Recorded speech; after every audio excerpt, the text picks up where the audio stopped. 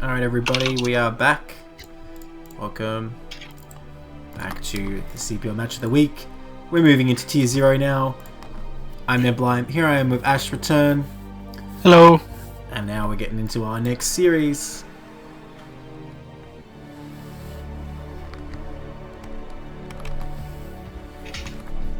Hope you guys didn't get too lonely there without us. Here we go, we're going to jump right into that game. No time to waste. Alright. In the top right, in the red, we have Cold Wolfgates, CPL casting legend, and the bottom left, in the blue, we have Tarpman. Well, CPL playing legend, I guess. It's a PVC, it's CPL, you knew it was going to be PVC, but this is Tier 0. Based on how good those Tier 3 games were, these players have their work cut out for them to impress us, huh? For sure. So, I don't know if we'll see any in-base gate shenanigans, probably not. As I mentioned before the break, the result of those Tier 3 games we cast was 2 2-0s for Career Mechanics and 1 2-0 for Pool Lifeguards. So it's all 2-0s today. We'll see if the Tier 0s can keep up that trend. Honestly, the way the casting's been going recently, I wouldn't be surprised. It seems like every series we cast is a 2-0. How did the cast go yesterday? Was it the same? Yes, pretty much. It was the king like of best the... of fives, right, or whatever? What was it? Yeah, Best of? exactly. It was like best of 3, best of 3s, with the winners brackets getting starting with one so, win. Plenty of room for 2-0s. Yeah, exactly. But I do remember. I think it was last season. I played versus Warpgates in one of my last sets for that season, and he went scouts. On this map? Not on this map. I don't remember exactly which map it was, but I know. I think maybe Polypoid. He spawned at 5 o'clock on that map. Anyway. So you never know. Anything can happen. We get the overpool here from Tarpman. And a Forge coming up. And Forge expand from Warpgates. Someone in chat saying they like Cold Warpgates, but you got to shoot for them out of the top. Well, you know, I always say every game has to have a villain. Is Cold Warpgates the villain, guys? Surely not. Surely not. Look, I can't be mean to him in a cast, because what if he's casting my game one day? It was supporting me well yesterday, so might be a bit biased. Yeah, it was me and Warpgates casting last night. Yes, yes. I don't think I've ever seen Tarpman's Zerg vs Protoss, but he's very strong in Zerg vs Terran, which I've seen him mainly in. I'm sure I've seen Tarpman in every matchup by now. He's a bit of a legend. He's been in CPL for a while, that's for sure. Okay, so it's Forge Nexus coming down here, but with full scouting info this time. So a lot less brazen. I guess that's the thing on this 2-player map. The drone scout going down again, very diligent. And like I said, I expect a lot from these Tier 0 players, though, based on what Tier 3 is bringing. So I'm going to be picking at their mistakes for sure. Oh no, don't go in the corner. Okay, whew. He was heading for a dead end there for a minute. Third coming up, gas straightly before. Ooh. Is that normal? Very nice. Third? Yeah, it's. If you're going for 3 out I think yeah, exactly. You generally get the gas exactly before the third. Okay, well, so far this probe not really trying to be too bothersome about blocking hatcheries or anything. You know, I never really looked at those rock formations before, but look at that. That's very unstable. Yeah, it reminds me a bit of Fighting Spirit. On the top, there's on the side of the base, there are 2 rocks, doodads, which you can hide links behind. And oh yes, I know what you mean. I know what you mean. I had workers there sometimes. But you know, it reminds me of Destructible Rocks in StarCraft 2. You know, they implemented those ones you destroy and it falls over and blocks the thing. Oh yeah. Yeah, they should put that in StarCraft 1. That'd be amazing. I mean, even these map settings you could implement it easily enough. You can probably do it in EUD or something. You don't even need EUD. You could do it just even with Star Edit. You could do it. It's just you'd have to host these map settings. That's all. Be interesting. Yeah. All right. Well, we have the Infested tournament. Let's start the Destructible Rocks tournament. Let's go. Every base just has a temple on it. Yeah. Oh. Core is coming up and it's matching the speed of the lair. Don't want to lose this probe this early though. Try to keep it alive. Okay, it looks like it's going to live to fight another day, or to scout another day anyway. This probe probably not going to do much fighting.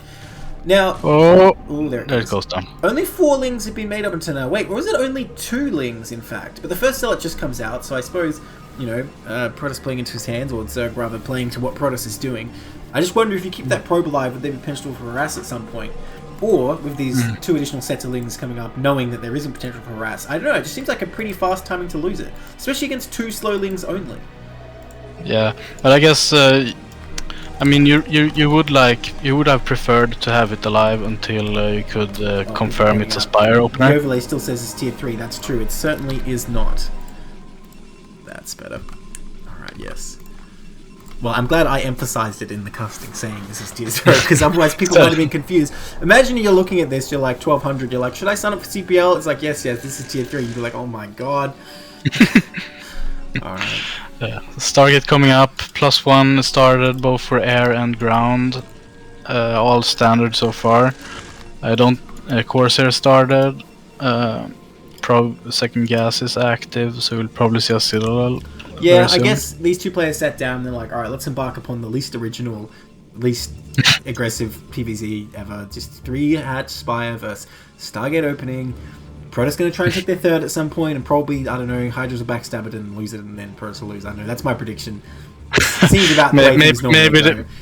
Maybe they heard there was a 30-minute CVC earlier. That's right, they thought, oh, let's just go easy on these casters. Well, who knows? They might have been watching their team stream before this match and like, I don't want anything like that. I'm just going to play normal. Maybe. Alright, well, Corsair's coming out here. There's a sizable number of Lings, honestly. Because you can't move out here, but that's fine as long as they don't. Move out anyway. You can't move out. You say you're not going to tell him what to cast do. The curse. He's his own man. All right. Yeah, free thinker. Evolution Chamber coming up, and Hydroden, and 5 hatcheries. Oh, Zealot! Man, he could have run by into the main there. Although, at this point in the game, is that so impactful? I mean, I think this is still a good time to do it, right? Yeah, I mean, if you get Lings into the base and there's no cannon or anything, like, you can actually deny the cannon that protects the Stargate. Yeah. Well, I feel like he could have run past there, but I suppose opting not to. Thing is, if you do that and like it doesn't go quite right, you lose your Lings, you're really sad. Yeah, and then there's 4 Zealots and you have no Zerglings, and you're forced to make more Zerglings or even Sunkens. Is there any unit that takes 3 Scourge to kill? I can't think of one. Like Scout, I think. Arbiter? Surely Scout's only 2. Arbiter maybe, but I want to say Arbiter I'm pretty sure is 3. Okay. Carriers take 5. Battlecruisers take 5 also. 5 plus Valkyries, I think Valkyries take 3 too. No, Valkyries definitely take 2. Terran player, I can tell you that. Fair enough. If they took 3, it'd be a different game. Alright, here they come. Looking. Oh, you know, that was almost amazing. The Corsair had popped out just like 2 seconds ago. If he cruised in and killed that, that would have been so sick. Still going to try and camp it. But with 4 Corsairs, I think as long as Warpates notices this, he can. Oh, unfortunately, isn't that? Yeah, I think you won't get it now when there's a cannon there. Yeah, Tarpman kind of over microing it. He was sitting in position, but then he moved in and out. Well, if he's paying attention, he still could. But look at this. Warpate's going to come across here. Looks like he's going to do the classic Zealots hit your Hydra as well. Yeah, of course, hit your wide walking past. Yeah, right? The Lings just can't do anything. Still, though, if the Lings ran in the base, I mean, I guess you can sort of drill that cannon a little bit. So probably. I like the second gateway in the NAT. Like a bit hiding your gateway count. Yeah. We've seen this from don't go for the NAT here, Cold War. Just don't do it. Don't do it! Surely he's going to back up. Surely he's going to back up. Good. Yeah. Overlook speed finished though, so you know he's not getting that much done. And you know those Scourge kind of hurting themselves a bit, kind of coming back to bite Tarpman right now. Now, I don't think he has enough Corsair to stop these connecting, but that said, losing 1 Corsair still he has a pretty significant offensive force here. Well, let's see. The Corsairs are just waiting for this. 5 with +1 is enough, actually. Is it? Oh, well, not anymore. Yeah, but not if you're getting chased and you need to. Yes. Well, if you there notice is like this patrol macro. The joke. Okay, no, he was actually just sacrificing it. It turns out. Yeah. And you know, I don't think this is gonna work an Overlord for his trouble. No, he didn't get the Overlord. And the Zealots are trapped. The Ling's like, oh, walk past us, walk past this, and now they're dead. And the Zealots would have to be like 1 or 2 hexes further up the ramp, so because now they were at the bottom, so the Lings got like a full concave. You know, I always get a bit worried if Protoss loses their early Zealots like this for very little gain. I think it's pretty bad projections for the rest of the game. Yeah, it's a scary position. Tarpman getting his 4th up here. Pretty fast market timing coming up too. The Rovers on too. So how many gates are we seeing here? Oh, well, there you go, just as I'm asking. So, looks like Warpate's going to be doing the 2-base powering. Honestly, I do prefer this a lot in PvZ. I feel like the 6-gate 3rd base, I don't know, it seems like Zerg these days is just able to do a lot of counterattacks and get a lot of position and kind of just deny I think if you keep your Zealots alive and you have them on the map, so you can always threaten to attack if Zerg makes a move, then maybe the 6-gate into fast 3rd is more interesting. But since you lost the Zealots here, you have like no map control to take 3rd fast, so it's better to try hit a strong 2-base time. Here, getting salty in the chat. Nice. Welcome, Cool-Gates. So, well, another consideration here is with like this decent number of Corsairs alive, if you did make a DT here, that gives you some way to push Zerg back and deter attacks, but obviously with Overlord speed and enough Hydras, you can sort of get in there. It does make it a tiny bit harder though. Looks like this seems like you heard you. What did he say? One DT. Oh, yeah. No, I started saying he already made it when I said that, though. I look super smart. Yeah. I actually said that because he already made it. But the Overlord sees it. I would have liked the DT go clear up the 3rd to kind of obfuscate his plan of going for a 2-base timing. That would have been a great move because the Zerg might not even have noticed, right? But now he's just running past every Overlord on the map. He's even standing under it. Get out of there. There you go. Alright. Maybe like having the DT shown like kinda controls where Tarpman's Hydras will stand. Ooh. So having moved the DT to the left will mean that Dude, Tarpman that's will 4D move chess that you were talking about, right? Yeah, probably. So let's see, is Tarpman playing checkers or is he playing chess as well? That's the question. Seems like he's playing Go. Has already positioned his stones. No, that means you're way ahead. Uh-oh. Yeah, so all his lurkers positioned, so all the areas are covered. That's not good. And the Zerglings deny the 3rd base. Okay, well, I don't think Wargason wants to come in here for sure. If his observer's out, but this is not going to be a good location. No. Well, yeah, you need goons first. Smartly done there. He sent a couple of Zealots. He didn't send the whole mass in, so he didn't take that much damage. Just checked out what's there. Another Overlord falls. Honestly, these Corsairs are getting good value over time, I have to say. The initial attack was not great. Wait, that DT, did he get a kill? Oh, okay, no kills and does get repelled. Unfortunate. Might have been still alive. Yeah, I guess. Okay, Protoss coming in here with a big attack. Storm's going down, hitting a lot of Hydras. And there's a lot of Hydras coming from the other direction. The Zealots are getting hit by these lurkers. Two nice storms. Ooh, that's a nice one. Yeah, I think Protoss going to break through this location. But Zerg should have some reinforcements, right? It doesn't look like enough of a force to keep this attack going. And these courses are getting tons of value here. That could be worth. Oh, nice storm again. I didn't realize he had one left. But look at this. Protoss is forced to retreat. It does not have the momentum to keep this going with the Zealots. I will say Protoss is banking a huge amount right now. If all that money was coming as reinforcements to Zealots right now, it could be a different story. No, don't turn around. I saw that with the 1 HP Overlord. And yeah, Protoss army has been devastated. That said, he's taking a 3rd behind this. I just wonder if it would have been better not to fully commit there. Oh, of course it does. To, you know, do enough that the Hydra distracted, hit the Overlords. You know, you stormed some stuff, but he did trade away, like, pretty much everything. But also kind of reset the Zerg army as well, the lurker count. Okay, but he's back now, so... anytime the both armies are getting reset, I feel like that favors Zerg hugely, so I don't think that's really the move. No, I can agree with that. But the 3rd is coming up behind this. Tarpman is at a healthy amount of drones, nearing the golden 50. I mean, you're right, he's playing Go. Look how many lurkers he made. Yeah. Wow. But that's, I think, valid with the 4 gas. Here it's very solid.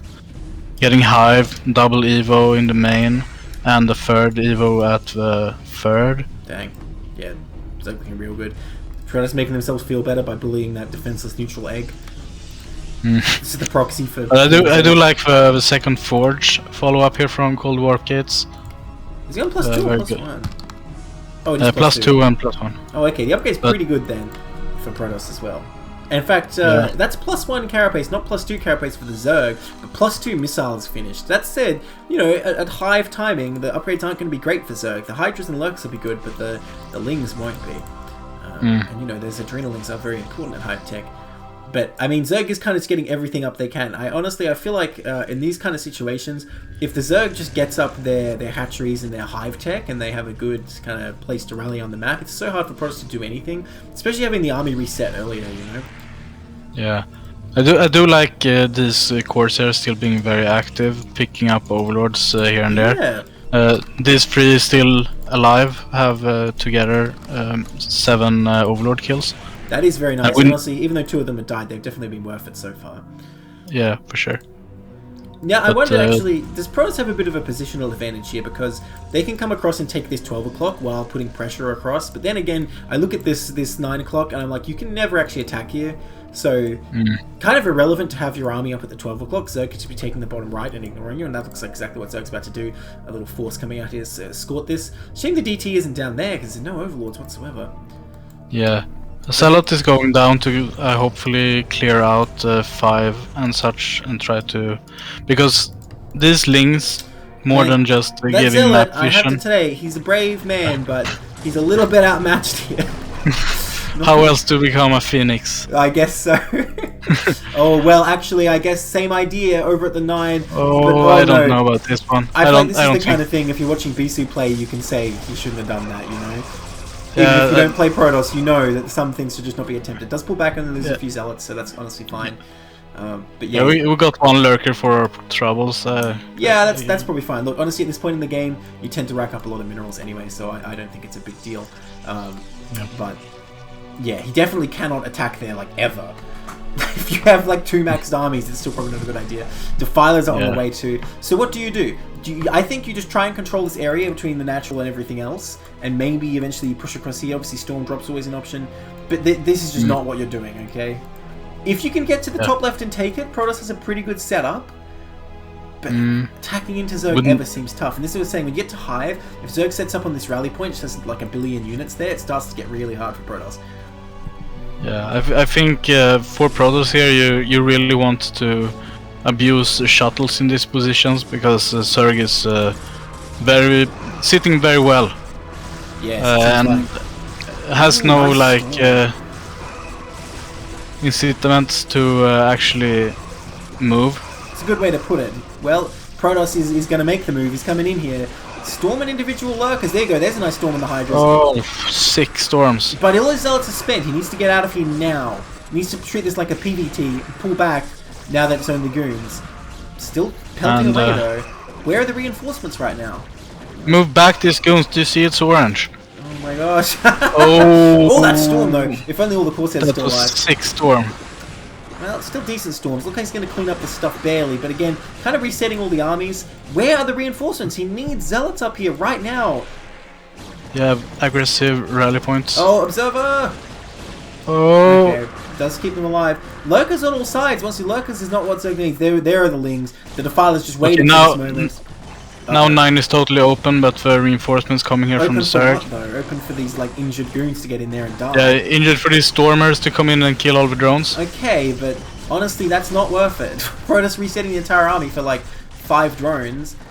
He really needs to pull back there after the first engagement. I think it was clear that he wasn't going to be able to push through because you know Zerg is just macroing up tons of Lings at this point in the game. Anytime you're attacking, you know there's going to be that second wave. And you know, neglected to reinforce. And also, I think Protoss knows that there's a base at 5 o'clock. Yeah. Which kind of needs to be dealt with. Well, there's a DT down there at least, denying the other one, so that's nice. But yeah, that base doesn't actually look that strong. Even with a Nidus, you could just kind of get up there, couldn't you? But that said, Protoss doesn't have an army right now, so he can't get up anywhere. And now Zerg taking the top left. If Zerg secures the top left, that's basically his win condition as far as I'm concerned. I don't think Protoss is going to be able to do anything if that happens. Now these Lings coming up here. There's enough for Protoss Force to deny this, I suppose. Cannon's getting taken out though, kind of painful. Defiler on the way, but a bit late. Storm kills his own Templar. And needs some more Storm at this point can... Ooh, nice. Kills the Defiler with a Storm, actually. Yeah, that was nice. This is actually not that great for Zerg. He's throwing away a lot of stuff attacking this. Yeah, but it wasn't that much of an investment either. It was like... well, Defiler, 2 lurkers, I don't know. Yeah, I mean it's more than nothing, but it's still a lot of a few lurkers at 9 o'clock, And honestly, some at 5. Protoss having a lot of trouble reinforcing here. Look how many minerals in the bank. We got a lot of gates, but I feel like they're not being put to great use. We see only 10 gates being used right now. When how many are out? 6, 10. There's 12 gates. I mean, okay, using most of them. But Protoss really needs time to rebuild after those disastrous engagements. And needs to stop this top left. Like, if this top left gets lurkers and sunks and even spores, then you are screwed. Honestly, even like one spore would make it so hard to get in there because of that narrow ramp. Yeah, I mean, right now it's 1, 2, 3, 4, 5 active Zerg bases against 2 active Protoss bases. Well, this is why I'm thinking, you know, the top left is a good way to go, because you can turtle it up pretty well, especially once you have Reavers. You know, the narrow ramp's hard for Zerg to get in as well. But he's letting Zerg set it up. His time is running out. Okay, Zealot's going to go down there and find it at least. 5 o'clock would be a decent place too, but the Overlord comes there to check it now. Oh, no. I think these observers behind enemy lines would do better with the army. Probably. See, the 5 o'clock, I feel like you have to be very sneaky and set it up before Zerg really ready. Now look at this. This actually looks pretty good for Protoss. If he can get his army down there, his lurkers so clumped. Oh, storm the back ones. Yeah, need to get those lurkers before he's set up. Nice. Oh, that's a 6 storm. Yeah, and I think he can clean this out. That's actually a big loss for Zerg. I wish he'd pulled the Keep those Zealots back.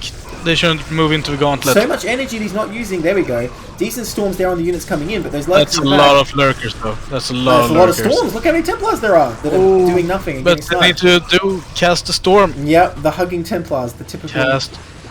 Okay. Well, it looks like Protoss is pushed back, and again, the army seems so small.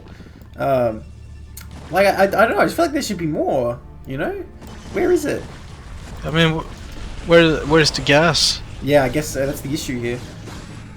Like he's spending all the gas, but still not being. Oh, the triple able storm! To make... What a waste of energy, unfortunately. Maybe more Archons there. The attack coming from both sides. I don't know if Zerg even meant to do that, but gets slaughtered anyway. I think that was actually like a misclick or control group in the wrong place or something, because that did not seem like what Zerg meant to do. Nonetheless, Zerg catching up in supply here, and you know the rhyme. Return. Rivers are out, and the Dark Templar at 5 o'clock is cleared out. Ooh. And the shuttle will be totally viewed. Well, it's here to do the job of the DT though, or maybe just one Zealot. Interesting. Well, that one Zealot will kill a hatchery unless it just lets a Ling kill it. Kill the Ling. Unfortunately, it's gonna die. But what do we got? We got Templars in this one. No, it's only Zealots. Unfortunate. Man, a storm there would have been devastating. Now, and I think the Zealot drop would have done more effect if it would have been at the natural or something. Do you think Protoss can push down here with Reavers? Down at the top left? Yeah, but is this a reverse ramp? I mean, it's so many lurkers, it's scary. But it's definitely possible. Tried to unburrow that one, but its time was up. Well, so far so good. But yeah, how are you going to get down the ramp, right? It's all well and good to shoot from the ramp, but going down there is like such an advance. Yeah, and also you're like totally clumped at the ramp here, so if an army comes from 9, you'll get totally flanked. True. Where is the plague? I haven't seen a single plague go down. Oh, he's just researching it now. That's a bit of a deficit for Zerg. But yeah, I guess we can see it's impossible for us to really get in here. Oh, Storm Drop down here, doing a lot of damage. Actually, Scarab damage being upgraded right now. Yeah, it's a good upgrade. Oh, for Protoss, you're right. Oh, that looks the same as Plague. Is it just me? Yeah, I thought also it was Plague. I swear, it's like the same icon, but with a Scarab in the middle instead of whatever Plague is. Decent Storm Drop in the 6 o'clock. Not killing as many drones as it might have, but definitely getting its money's worth. But yeah, I don't know. And Archon finishes. We'll get a few links. Well, yeah, okay, alright. I feel like it's kind of too late for Protoss, though. You know, like, now that Zerg has set up this base, like, Protoss doesn't have another base to take. His only way to win, even to keep playing even, is to take this top left, but it's impossible now. So I feel like he's just waiting for Zerg to kill him almost at this point. Like, what can Protoss do? And Zerg just now finished getting all his upgrades, so everything is free. Oh no. So from here on out, it will be, I think, a continuous onslaught on all the bases at the same time.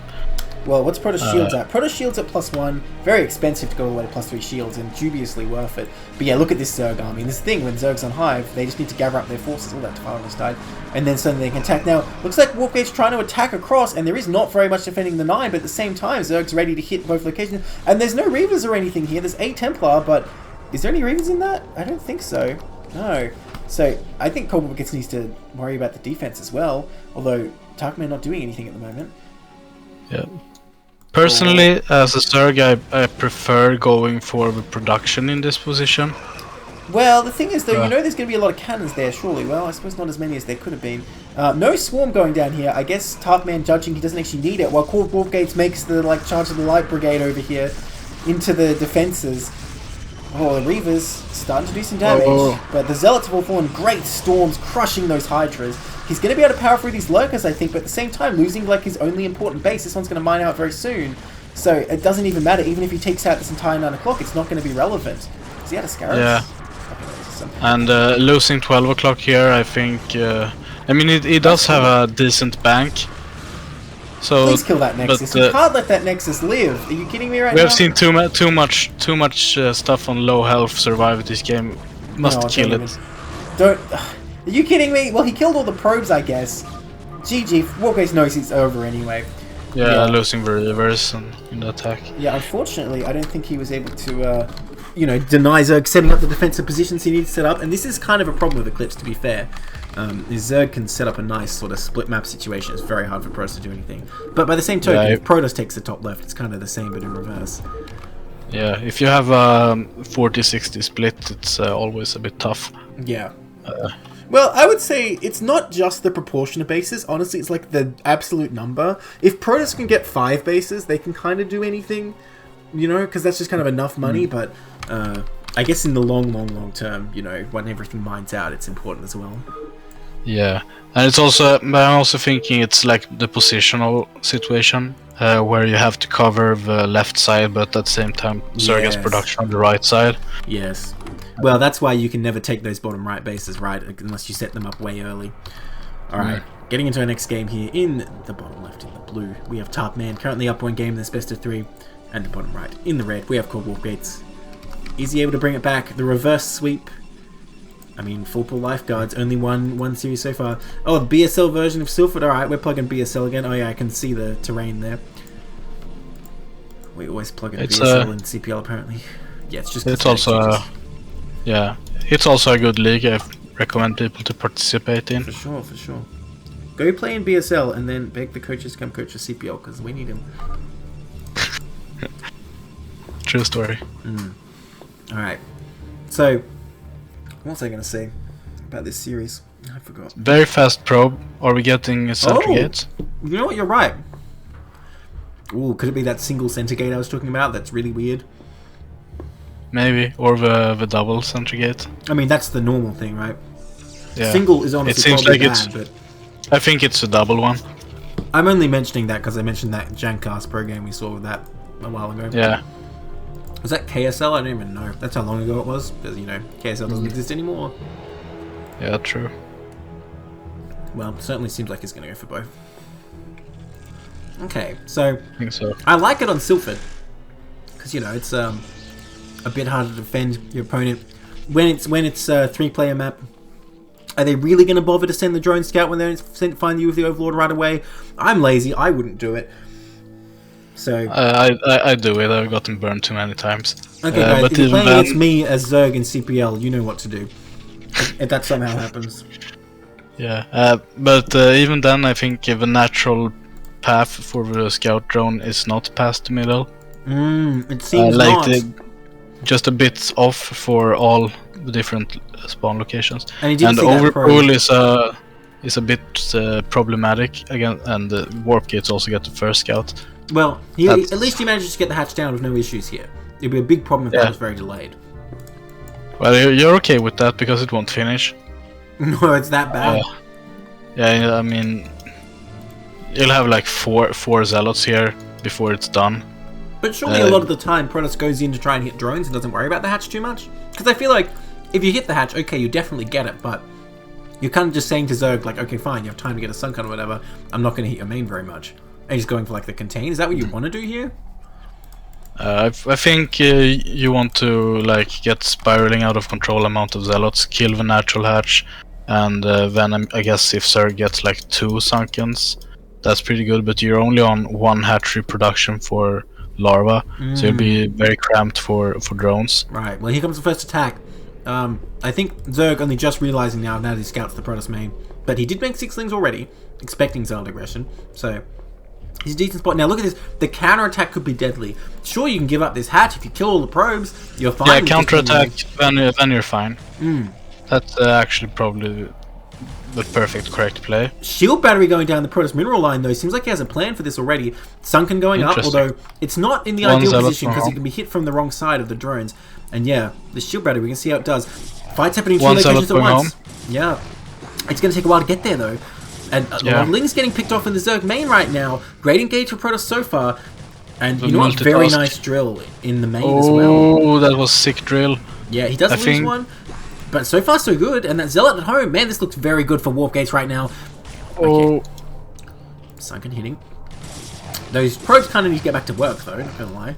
Yeah. No time for slacking. But seems like the immediate danger of dying is smaller now for Tarpman. I suppose he has accomplished that his hatchery is alive and he forced Protoss back a bit. Now, I don't know about this engagement. I don't think that was the number of lings you wanted there. It does take out 1 Zealot, but I mean, I don't know. That was like 5 lings, wasn't it? 1 is very, very hurt though. Yeah, well, will he pick it off? But Probe is still alive, and now all the Zealots are getting rallied. Why did you curse that Probe? You had the power of cast. Okay, no, I guess you're right. I thought it was going to die instantly after you said it was still alive. Yeah, very close. I think, yeah, perfect here from Wargate to block the choke. Sending even a second probe in case, just in case. Yeah, I like that a lot actually.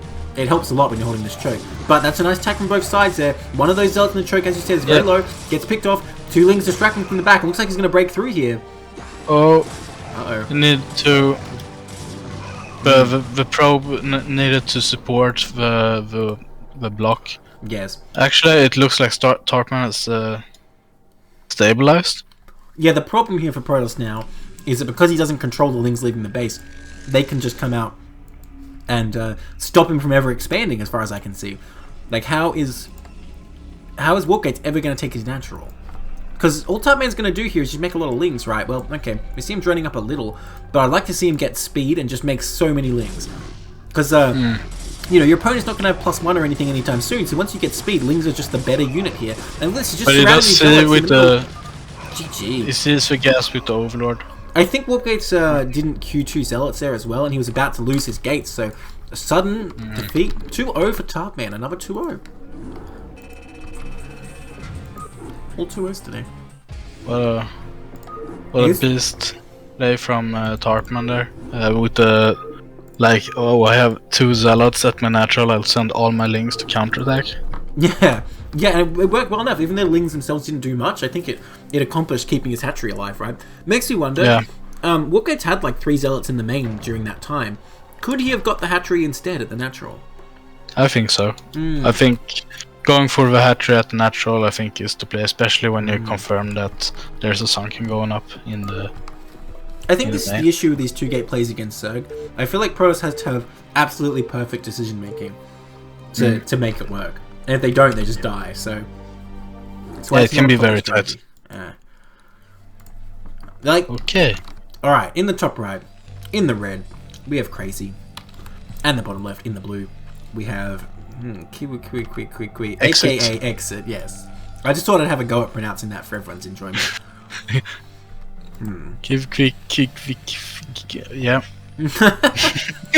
Exactly that one. See, some people have a barcode, but not Exit. He's too busy for that. Everyone's favourite matchup, TBT. Welcome to TBT, Protoss. Sorry, Zerg player. I'm used to playing with Cold Warp Gates and Satan Zero. They're always Protoss.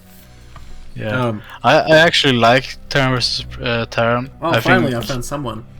I think all mirror matchups are cool. You know, I agree. I agree. Mirror matchups are the best matchups, to be honest. Yeah, it's like the ultimate test of skill. Right? It's why aren't we playing chess out here? What are we wasting time to StarCraft with? Everything even. Chess is too imbalanced, nerf white. True. Alright, I'll be playing Go, but getting all those free pieces. You know how that works. That'll be me. Yeah, TVT is a bit like Go, also. Yeah, I suppose so. So, but yeah, I don't know any builds in this matchup, so... Vulture, good units. Tank, sort of good unit if you can get enough. Semi-good. Yeah, if you can get enough, they're better than Vultures, but Vulture's pretty good. That's all you really need to know. Yeah. We'll see how we go here. Look, from what I know of Crazy, I'm sure most people in CPL, at least who watch the cast, know by now, he plays very macro-oriented most of the time. I'd be very surprised if you see him do anything other than just go up to 3 fat volts and then transition and expand and all that. And honestly, most TBTs, it's hard to, end the game pretty fast. So we're probably in for a long one. So allow me to talk about ZVP some more because we're here. About the 2 gameplay, I feel like it's not too tricky to like micro your zealots and obviously macro when you're just making out of 2 gates in that build. It's just that if the zealots are in the wrong place one time, you're probably gonna die if they're not doing the right thing. Like as we saw, he went in the main and he like did some damage. He didn't even lose his zealots. He had a good engage, and he still lost because he didn't take the opportunity to kill a hatchery. Now, I don't know if Exit did that on purpose, looking for a proxy going through this Def Alley area, or he just kind of misclicked it, but still, I mean, maybe that's something you want to keep an eye out for. I say Crazy very macro-oriented, but I remember the last TBT series I played against him, he built an 8 racks and flew it into my base over the cliff on Destination, so maybe I shouldn't say that. That surprises me. I've played Crazy quite a bit, and yeah. But I guess Terran versus Terran. To be fair, if you're playing on Destination, you're kind of doing it wrong if you're not cheesing. Let's be honest. Look at that factory block being so annoying. Length the factory by like 5 seconds. That's actually kind of huge. Yeah. And I think Crazy was experimenting with playing, I think, Protoss versus Terran for a bit. So I'm not sure how much he enjoys the matchup on an. Well, I have the intel that he's switched back to TBT for playoffs as well, so I'm not sure what the deal is with that. I think he might play something else with Protoss, I don't remember, because he's definitely signed up as a race picker, but I'm not sure what the details are of which matches he picks. But yeah, definitely, his macro is kind of untouchable late game. You know, maybe you get a good engage versus him, you might win that way, but you're not going to out-macro Crazy in the late game, that's just a fact. It's very strong macro player, that's for sure. Yeah. I remember last season, you know, there was a PvT game where my teammate was Protoss playing against him, and I was watching it, and I'm like, what are you doing? Why are you taking it to the late game? Because, you know, they're just expanding, not putting any pressure, and, you know, we told them, like, oh, you know, against Crazy you have to do something. But then it turns out they were using, like, D-Web against Terran, which worked beautifully, so they had a plan. And I feel like that sums it up very well. You have to have some kind of plan against Crazy of something tricky you're going to do, because if you're just going to try and fight him face-to-face, he's just going to, like, make more stuff. He's very good at making stuff. Very good. Yeah. So we see second factory coming down right away for Exit, whereas Crazy going straight for the machine shop. Now, we should see a second factory pretty soon, but I feel like Exit playing this the more modern way. I mean, maybe modern isn't even the right way to put it, just like the trendy way, I suppose. Because in the most recent times, pretty much what you do is you always try and go up to these 3 factories really fast, assuming you're opening Vulture at all, which of course they are. And you don't worry about getting speeds as fast. The kind of more old-fashioned way to play it, you just get 1 or 2 Vultures, then you get the speed immediately with the shop, get the second and third factory. But Exit, you know, going to have a transient Vulture advantage, and he even sneaks the Vultures around the alternate path. Very tricky.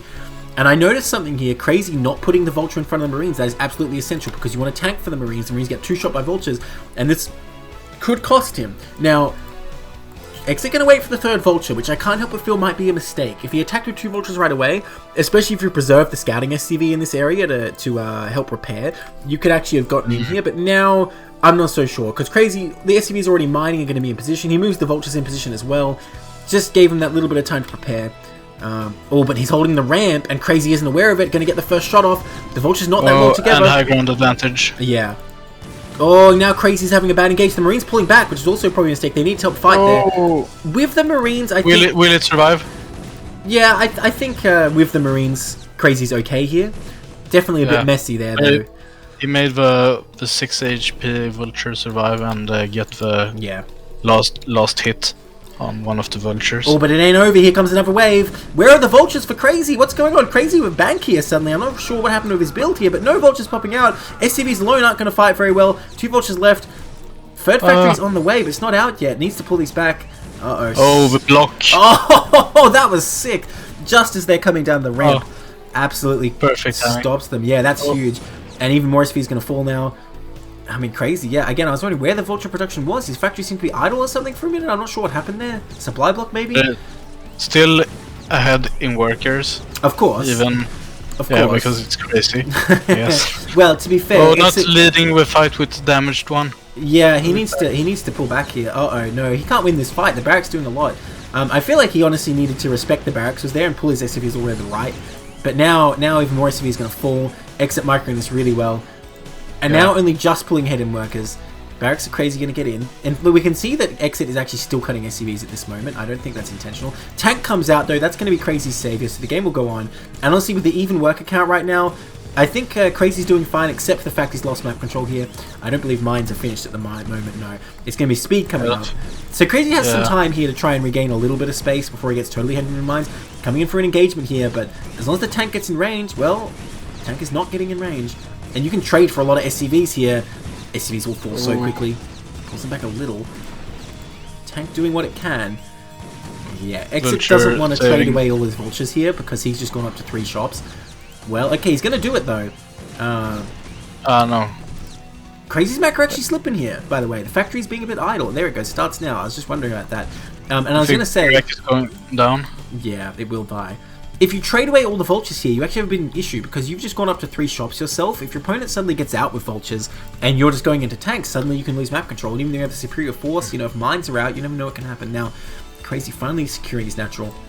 Gonna try and push out. I don't think Crazy got mines. No, not yet. Not yet. Exit getting mines, by the way, but does pull that one tank back. Even if he has siege mode, which of course he doesn't at this time. He sees to move out with the racks, so vultures will just go in. Just before it burns down. What a move. That is actually a brilliant move. Gonna get more kills here, and Crazy forced to come back and deal with this. Crazy lost so many SCVs, but he's still only 5 behind. It's kind of crazy. Get it? It's yeah. Crazy. But alright, looks like he's gonna clean that up now. And the thing is, Exit has traded off a lot of vultures. He has 4 tanks, but that's his only army. Crazy's army is actually slightly better right now, as long as he gets mines at some point, which I don't see going up. Going to 5 factories, but the Wraith is out. Where is it? Or is it just finishing? Oh, it's just finishing, I suppose. And 7 worker lead. Yeah. Also. So very aggressive early game from Exit, taking a bit of a lead here, as these units are fighting back and forth. Siege is not close to done, but 4 tanks is still 4 tanks. Yes, and that Wraith actually can take the barracks of Crazy, so that would be a silver lining for Crazy if he didn't lose his barracks, that, you know, at least he killed his opponent's barracks, but I think it's going to burn down now. There's nothing Crazy can really do about it. At the same time, the Wraith going to push him back. Now, he can just repair this. Okay, no, the Wraith going to go all the way across. I'm surprised, because you know Goliath's going to be out in a second, so wouldn't you try and harass these units? But at the same time, Crazy kind of just giving up the high ground for nothing, even though the Wraith wasn't even doing anything to him. Yeah, so, you get you force the army back. You can potentially get 1 SCV, and you also know you also know exactly when the Goliaths have spawned. Oh yeah, especially when they're killing you. I mean, look. So I feel like Crazy kind of let Exit have his cake and eat it too, because he pulled his army back as if the Wraith was killing it. But also, like, the Wraith was harassing his SCV. Not that it actually did anything, by the way. That was a kind of useless harass. But yeah, I don't know. think he even got SCV. Well, as long as he picks off these 2 mines, whatever. We're back to the status quo for Crazy. But will they do damage? Oh! No, it looks like they won't. This is just enough stuff. They should be able to shoot it down easily. With that many vultures there, then just 2 mines on their own is fine. And now, Crazy if you just move, it should be fine. Yes. Crazy going to take this even position here on the map. Yeah, Jim Raynor dying in the middle of the trenches. Yeah, I guess so. Didn't leave any Goliath there, surprisingly. But we see Exit already taking the 3rd, taking a bit of a lead here. Crazy. And vultures standing by around. Yes. Ready to circle back. Yes, this is the problem of losing the vulture fight early on, is that Exit has all this map control in various places. So he's looking a lot better at the moment. Now, there's still options for Crazy. I mean, he could just clear this out and take his own 3rd. Gonna lose an SCV at first anyway. And look at this. He's coming down here, realizing his opponent's taking a 3rd greedily. You can just come deny this with vultures. And yeah, I have to say, like, Exit, I feel like, you know, he could have positioned some units up here. He didn't need to commit absolutely everything to this middle. I think Crazy, even if he doesn't go up the ramp right away, if he just cuts off this area of tanks, but he's sitting so far back. I think this is a big mistake from Crazy. He's just giving up this like whole area for no reason when he could claim it. Yeah, I think. When did these vultures run into Crazy's main? I didn't even see that. Oh, they came from the right side. Oh, right. How much damage did they do? Well, Crazy's still got a decent SCV count for 2 bases, I suppose. So kind of much. And still is supply lead also. Okay, these vultures finally going to get up here and deny this. How many vultures are there for Exit? Because if you have tanks, you can't really get up here because there might be mines on the ramp. You need vultures to deal with this, and I don't think he has any. Wraith going to do the job, I suppose. Going to take a while to pick those off, though. And yeah, imagine if Crazy had his tank up here with his Goliaths. He could actually do so much. But as it is, Exit going to easily reclaim his position. Bit of a missed opportunity there. But nonetheless, denying that third for a little while. And finally clearing out those Vultures as his own third. Looks like Crazy's going to be able to take it, but Exit already setting up for a fourth here. All that mind.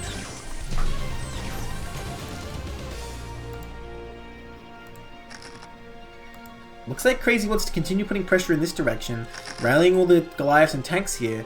I mean, with the number of Vultures he has, if he gets it all together, I feel like he could potentially bust through. That high ground tank's on like 2 HP, so if a Vulture just ran up there. Yeah, that's true.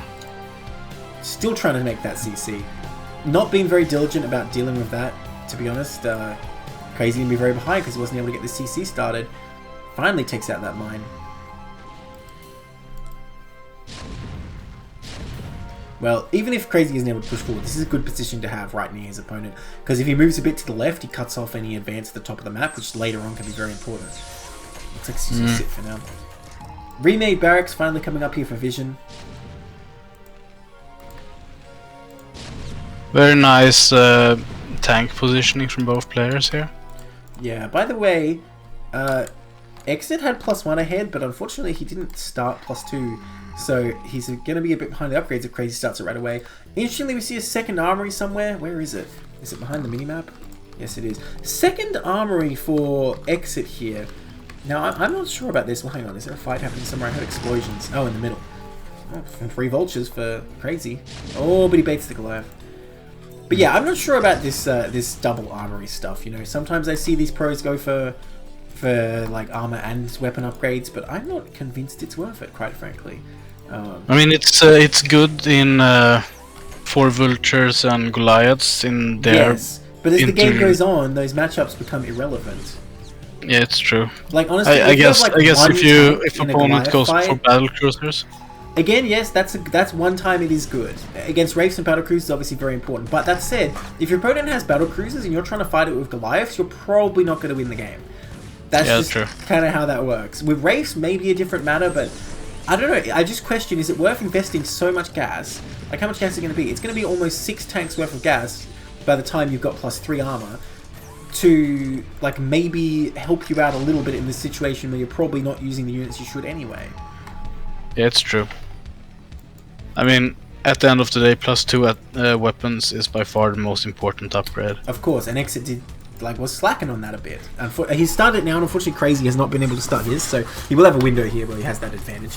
But I'm sure both players will have it soon enough. Looks like Crazy going to start this 4th, and Exit wasn't able to actually start the 4th CC yet, so Crazy's still doing okay in economy, a bit down on SCVs. But I like Crazy's map position a lot, actually, as long as he maintains these positions, because he can take all the top left, and if he takes the 9 o'clock, that is just way, way too much for Exit to deal with here. And he's locked down every possible exit, so Exit has to do something here. Exit's the one who has to make a move, and dropships seem to be the move. Yeah. I do like that 5 o'clock is was covered by mines and now also tank support. Yes. So he can definitely support and take 5 o'clock. Crazy losing a lot of Vultures getting baited in here, unfortunately. And he doesn't really have the SCV count to keep up with that. Exit actually up to 70 SCVs already here. Oh, yeah, that's a sizable work lead. Yeah.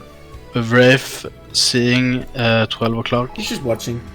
He doesn't like to get involved. Yeah, I mean, don't want to get Goliaths here. But his boss was watching. Breaking, yeah, busting up 9 o'clock while denying 12 with the Wraith. Yeah, great moves here. That's very unfortunate for Crazy because he was about to reinforce with 2 tanks. He would have got a lot more value if they got there in time. So now you look at this map position, you got to say, well, okay, Crazy's at a bit of a disadvantage because all else being equal, even if Exit takes his top left, it looks like, Exit's just securing so many more bases. Now, there might be potential to attack in here near this 9 o'clock if Exit sends all his tanks up here, but we'll see. I mean, Crazy just doesn't have as much army on the map in general. I think he can still hold his own, though, if he positions his force right. A Wraith of Crazy coming out here, actually, could be very annoying. Did Exit lose his Wraith? Oh, I think he did, didn't he? Lost it at the 12. Yeah, probably there's a Goliath there with 1 kill. double I just port, realized. Yeah, Crazy already with 2 starports, maybe about to make more. This could actually be really strong, because there's not many Goliaths around. Yeah, I haven't seen any Goliaths for exit.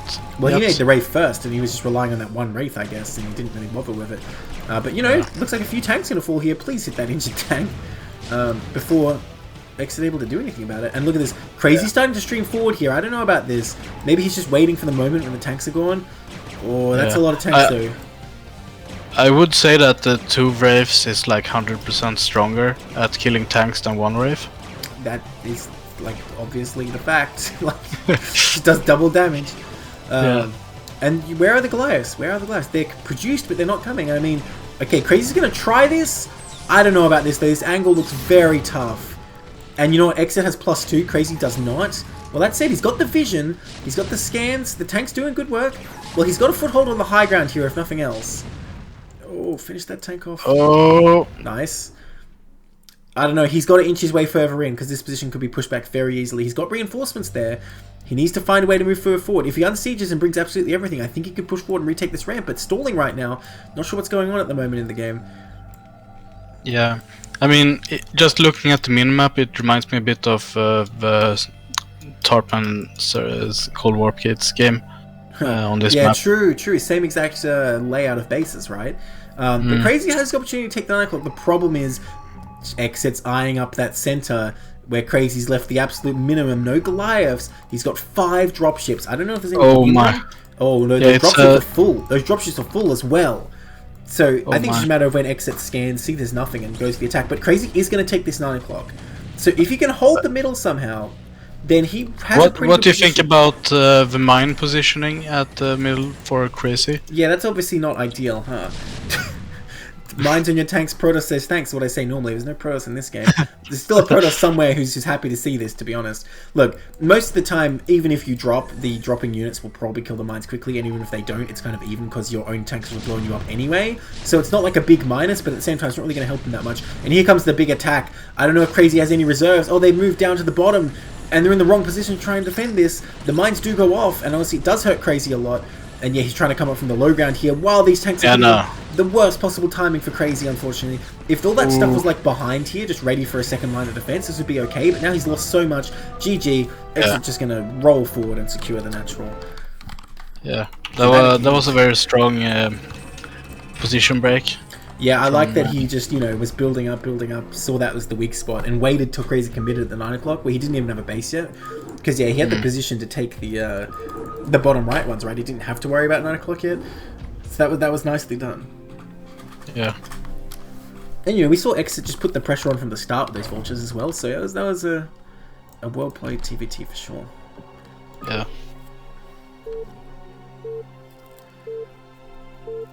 Even with that Wraith as well, just being annoying early on. Oh, that barracks land actually was exquisite. Yeah, that was a clip of that. Because it was like the vultures, you know, would have run right into it. They couldn't stop in time. Imagine if that did damage. Alright, Crazy in the bottom left, in the red. And Exit in the bottom right, in the blue.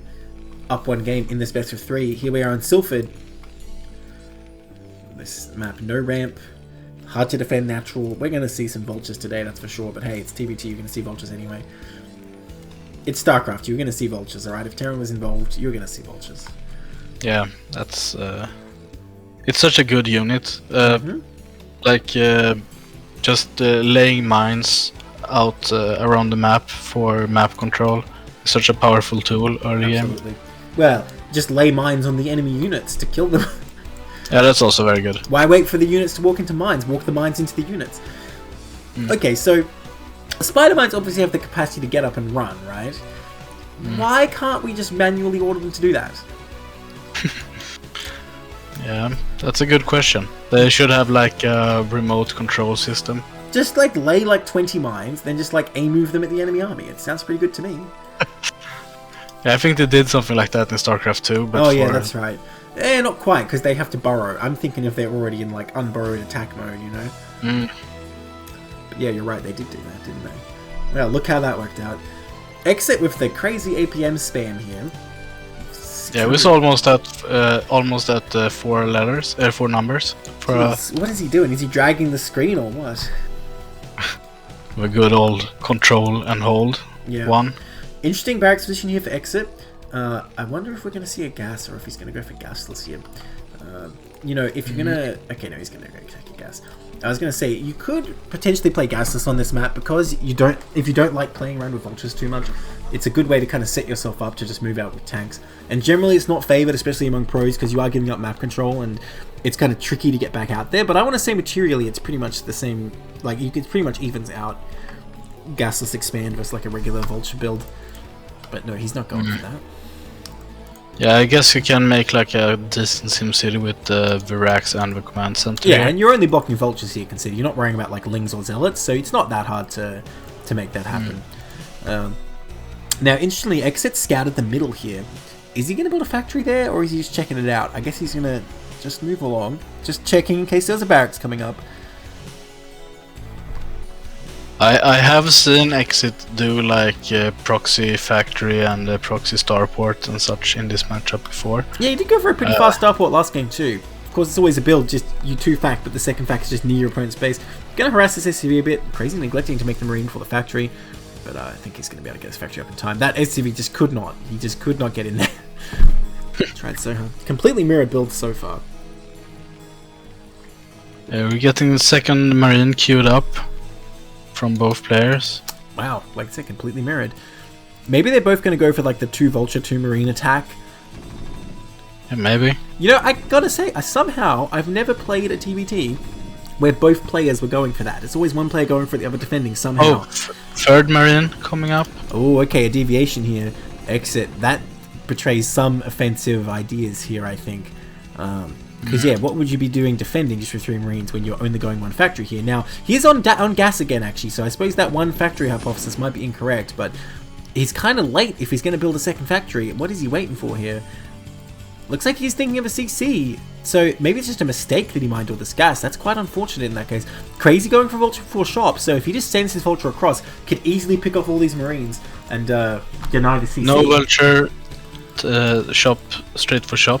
Yeah, so it might be a tank, which is fine, but the problem is if your opponent realizes and just goes for the attack, like I said, you can easily deny the CC. Now, Crazy being timid here, not sending the Vulture across, and his barracks not even lifting to check it out. Look at that, the block. Okay, I mean, Crazy could just build it down and then move it or something. I guess he's going to kill this. Pretty inconsequential. I think Crazy could have built it before the CV arrived if he really was paying attention, but anyway. Okay, we do see a tank coming straight away for exit here.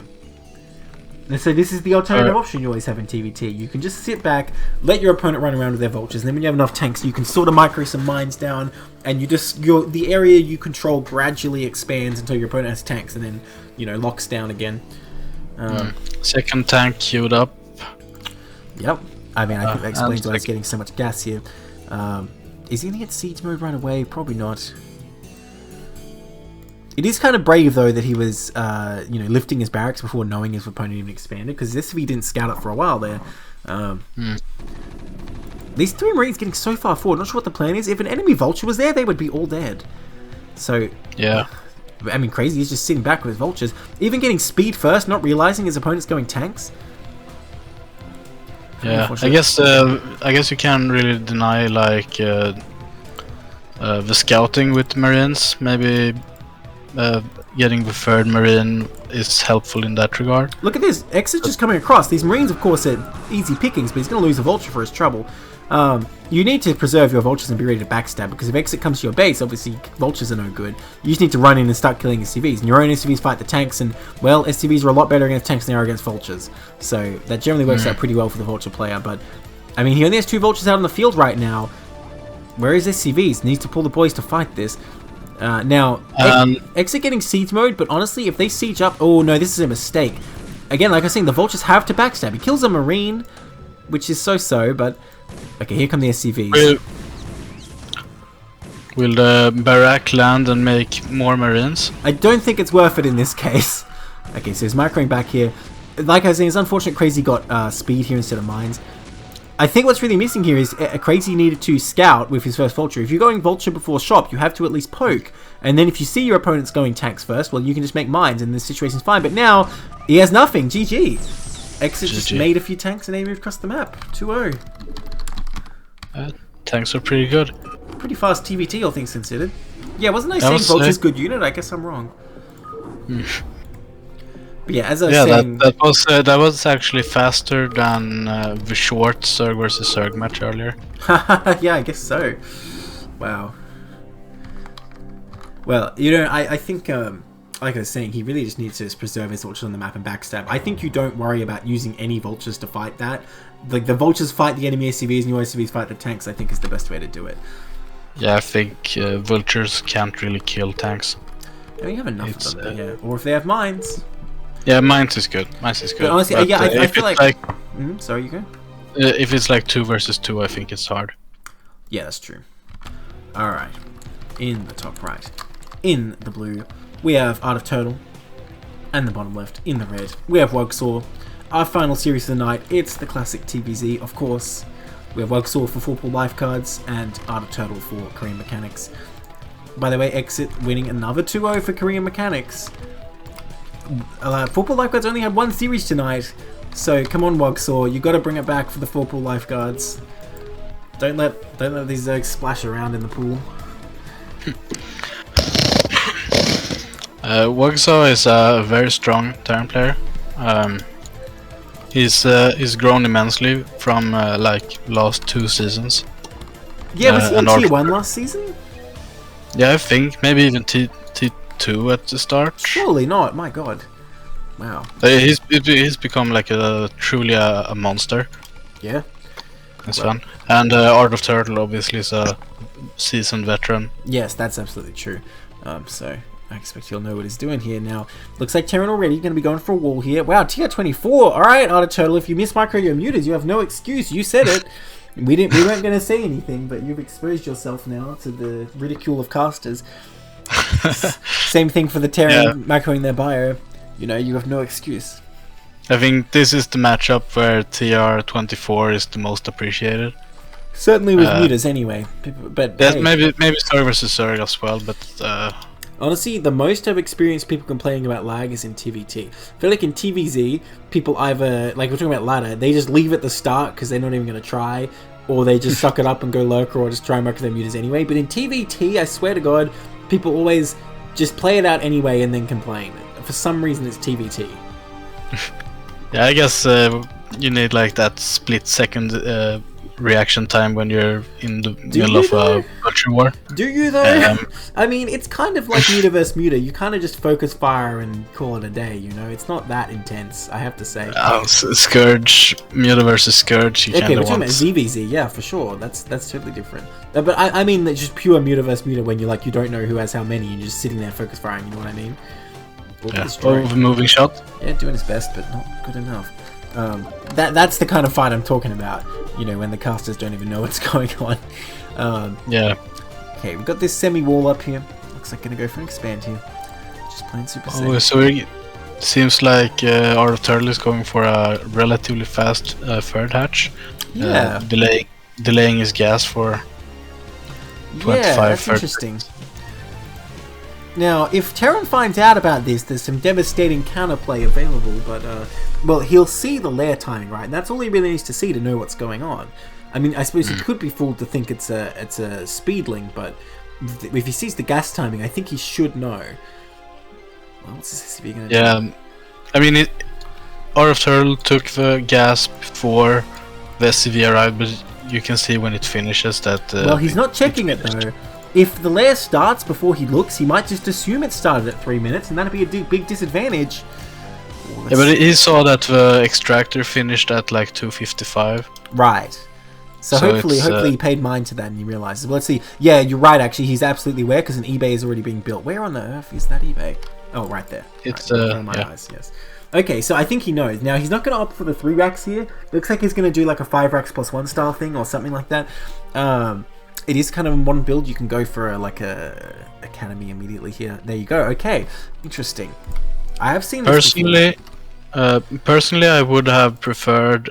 I mean, since we know that the third hatch is not in the base, going for like super fast stim timing, because on this map in particular, free hatch, free base is a quite common play at the pro levels. Yeah, Look, I think the Steam timing is quite dicey though. Like if you don't accomplish much with it, I mean, I think Zerg's doing fine. I rather the 3 racks type play, because then it's like, okay, if you're not just being tricky and trying to like attack before they're ready. It's literally you're just going to have a lot of stuff, and it's going to be tough for them to defend both locations. Like they're going to have to invest so many sunkens. But Yeah. granted, I do like this eBay a cat on 1 barracks thing as well. I think it's actually quite good too. Yeah. I mean, that's like the standard response, especially you got wall off.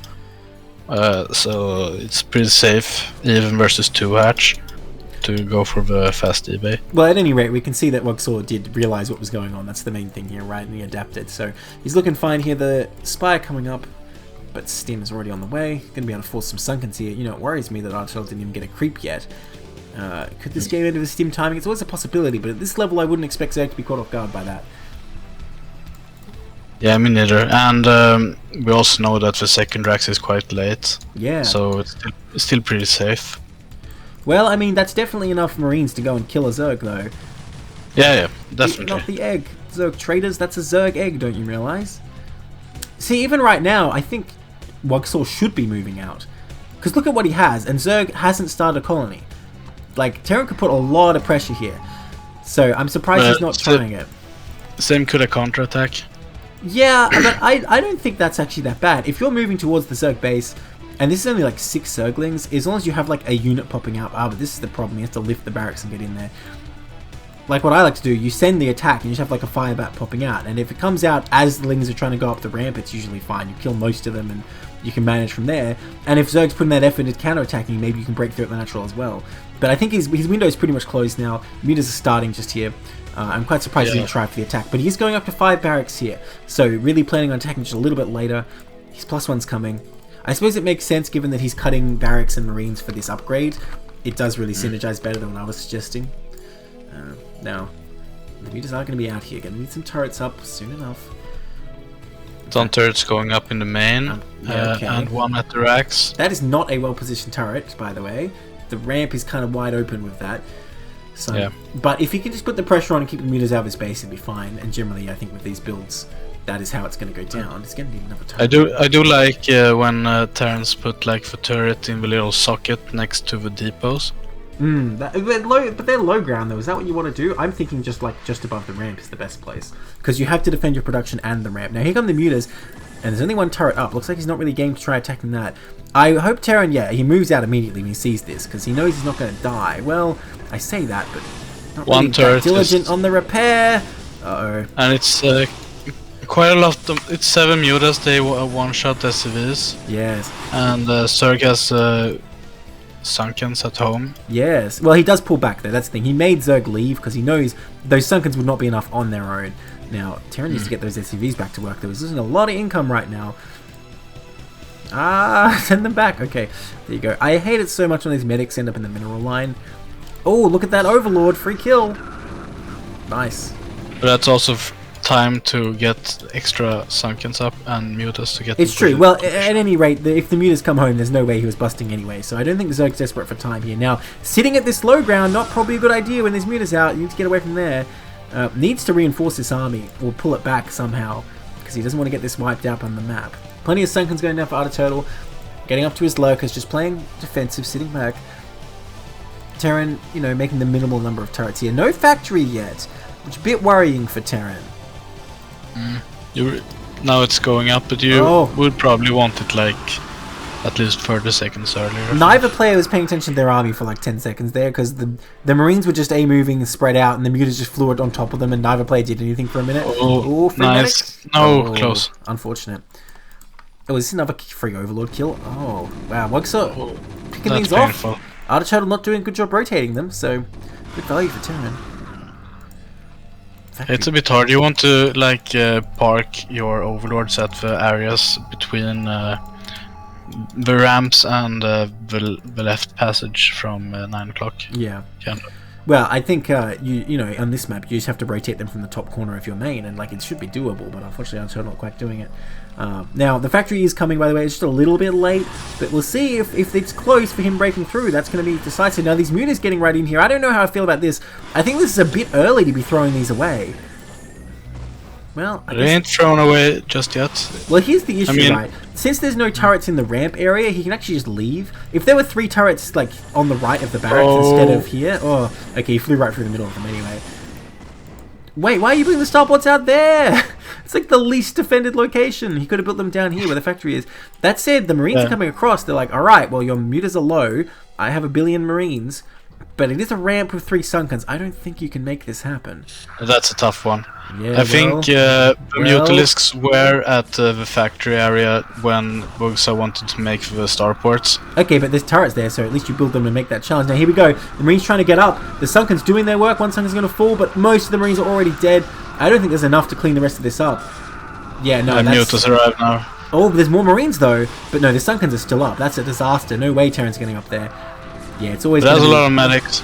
Well, they can't attack though. What are they going to do? Blind the Sunkens? Yeah, it's always pretty dicey proposition attacking Sunkens on high ground, and that just shows us why. And the Hydras, I think, did a good work. Surprisingly. Now the long march of the medics. Oh, but there's reinforcements. Save them. Okay, so Terran. And lurkers are just sneak past on the back. Oh. Yeah, no, this is all Terran has. He doesn't even have a bunker right now, so I think Zerg's just going to roll through. So much Biodyne. GG. GG. Honestly, the tale of 1,000 TVZs. You're like, I can bust that, and then you're like, oh, I have no army now. They say 1 medic per Sunken. I got more than that. I can do this. Yeah, right? Like, ramp equals times 5? I don't know. Yeah. Okay, so if Zerg has like 20 Sunkens, though, you're not going to be able to fit any Marines in the choke. All the medics are just going to be up there. Yeah, that's true. Alright, we're going to jump into game 2 here. In our final series tonight.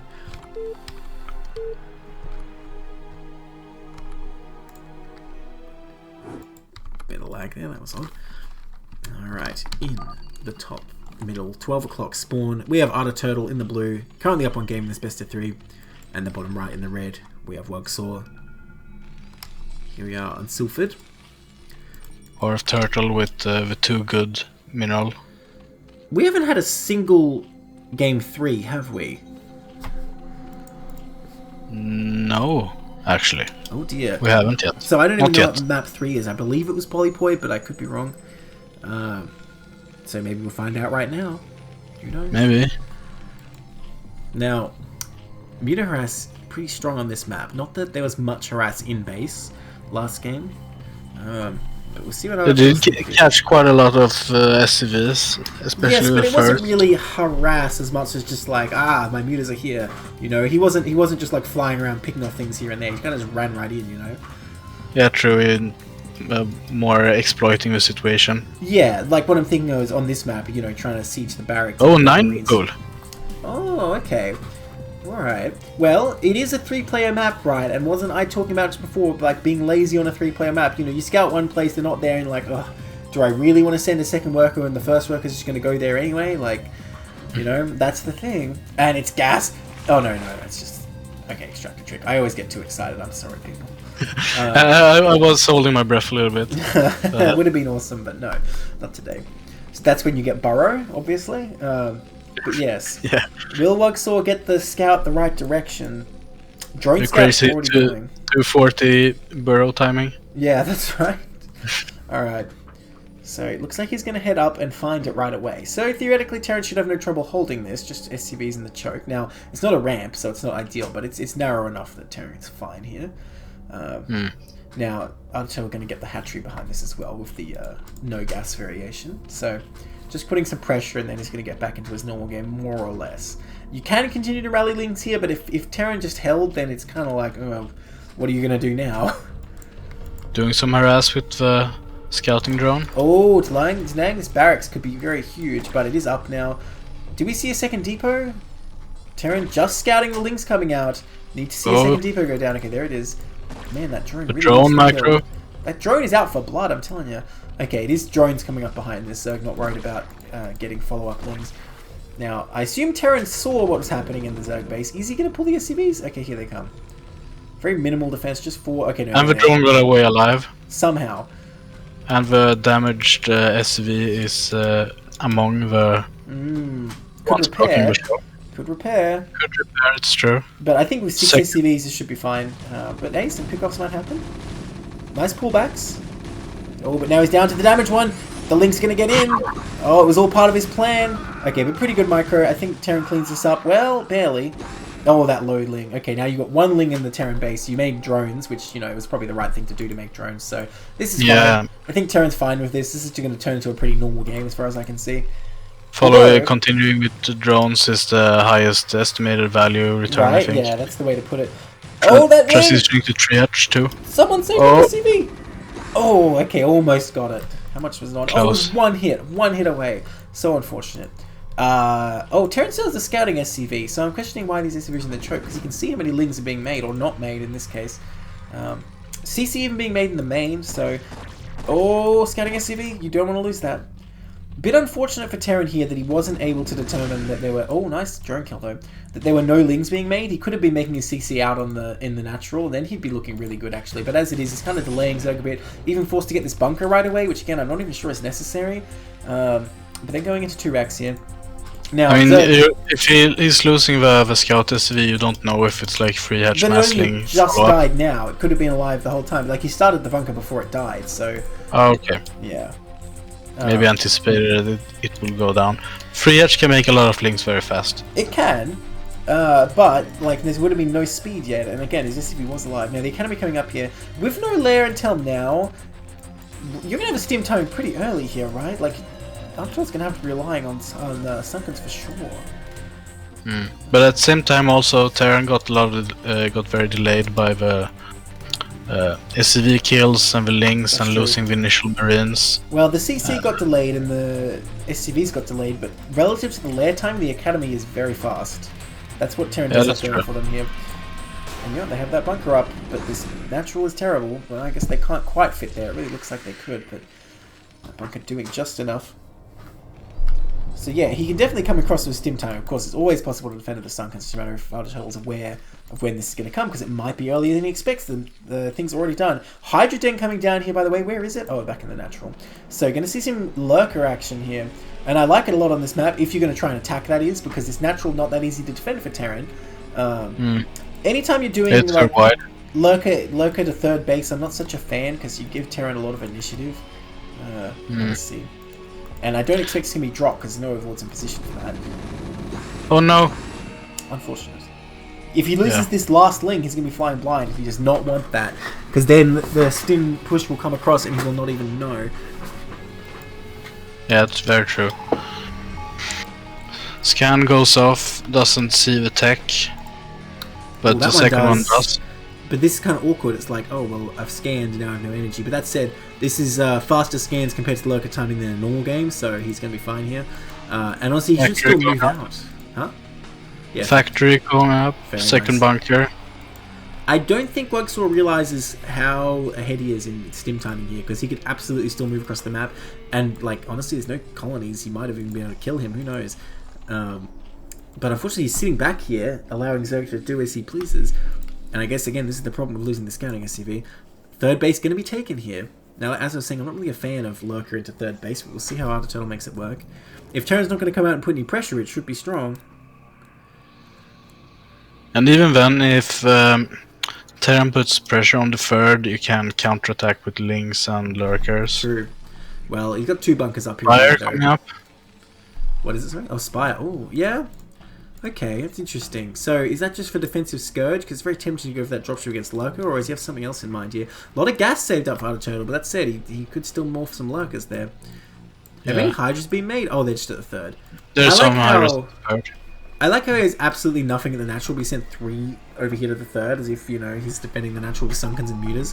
Like, he scans that third's going down. And you see those Lurkers morphing there. It should be your cue to move out, because you should know there's not going to be anything near your base, but looks like Terran's still just sitting back here. And I'm getting nervous for Terran, because look at the drone count. Yeah, it's ahead of the SCV count. Yeah, because he's gone for this, like, you know, 2x Academy opening, but not being able to do anything. And Zerg very happily is ticking off all their tech in the Spire. Presumably going to be an Evo and a Queen's Nest soon enough. Now, the starport timing is good. A drop can potentially be deadly against lurkers. But with that Spire, presumably he's going to get the Scourge up pretty fast. Yeah, that's true. And it seems like he's saving resources for making a tons of mutas right now. So I think maybe... Really? Oh, that's so tricky. Okay. No turrets up, right? And the vessel's not really going to be ready in time here. The facility's on the way. And that's the thing. If the Marines aren't out putting pressure, what's to stop the Zerg with the mutas in the main? Oh, he scans it. That's a critical scan. I assume he would realize that those are mutas morphing there. With the 3 eggs. That's it. He doesn't see a Spire. Is he going to figure it out? Oh, I don't know. I mean, you wouldn't expect this fast muta switch after a free hatch lurker. But at this level of play, if I scanned, I saw 3 eggs on the hatchery and like at least 1 on the 3rd hatch morphing all at the same time, I would be wondering. Because you wouldn't expect someone to screw up their macro that badly. Well, nonetheless, the mutas are heading towards the Terran base. I don't see any turrets anywhere. The vessel is on the way, but it's going to be a while until that helps. And here we go. He's going to start hitting these SCVs. There's plenty of bio to come back here, and the bio can put up a good fight with range and +1. Well, +1's get a lot of worky kills here. Yeah, where are the bio? Here they come. They didn't stim. They're just walking in slowly as if there's no urgency to this situation. Turrets being cancelled. Oh no, this is so annoying. God, WugsaW doesn't even have any money. Oh, there's SCVs. Oh, the SCV is stuck. Oh no, this is huge. Oh, so many dying. Ooh, all of them. And the Marines have hardly even taken a shot at these mutalisks. Oh, and it ain't over. It ain't over. They're going to start hitting the Marines now. Okay, the vessel's going to be out. Oh, turret just finished. Will it stay up long? No, bye. Some turret that was. Oh, that one's like 99% done as well. But Zerg's going to crush it. Oh WugsaW before this had like an 8 worker lead. Yeah, this is a disaster. Absolute disaster for Terran. Now, I will say one thing going on here. Terran has not lost much army. Well, it might be about to change. Let's see. How did that not kill a Marine? What? That was Muta's actually a bad weird unit. You heard it here, guys. CPL cast. Is he going to use his radiate here? Does he have a radiate? Oh, there was the vessel. Does he have radiate finished? No, he just started. Oh my. Oh, yeah, this is not the optimal position for a Terran player. That's a very understated way to put it. Look, here's the thing. Terran didn't lose any army really at all. So if he can push across and bust the Zerg, there's still a chance. And what defense does Zerg have? He has like a handful of lurkers. His hive hasn't even started. One irradiate can deal with these mutas, and honestly, you hardly even need an irradiate because he's got his bio upgrades. You know, it's only a few mutas left. They're not that much of a threat to the army. So Terran still has a hatchery production. Of what though? What's he gonna make? Links? Can make Hydra lurk? Yeah, I don't know about that. I don't think that's gonna work that well. Because what upgrades? He doesn't have any upgrades, let alone Hydra upgrades too. Now, he is kind of just letting Zerg hollow his base out here, which is not good either. Well, these Marines start doing damage. Uh-oh. Okay. And he's moving across here. This looks very scary to me for the Zerg. Because that tank compelled away and Defilers are a very long way away. You don't have enough Mutalisks to pick off that tank, I don't think, as long as Terran's careful. Well, is Terran careful? If he loses that tank, it might all be over. Oh, Marines, what are you doing? Oh my gosh, the Lurker advanced at the same time. He's hitting from the back with the Mutalisks. A lot of Marines fell. That tank does not want to get picked off. Oh, don't lose all the mutas. That's the thing. Okay, a lot of links coming out now. Needs to stim those Marines back. Needs to get out of that choke position. Oh. Okay, not the best split, but maybe good enough. Kills all those. Okay, what has Zerg got now? 2 Sunkens and a Lurker? And now Lurkers are going for the backstab. Oh, okay, that could be deadly. Is there anything in these bunkers?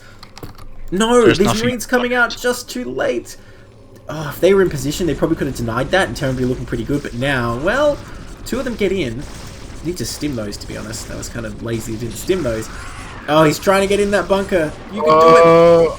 Well, he gets in the one in front, which dies instantly. Now he's in a big trouble. Uh-oh. Yeah, Lurkers over production here, and it's a tough position. I think that could be game.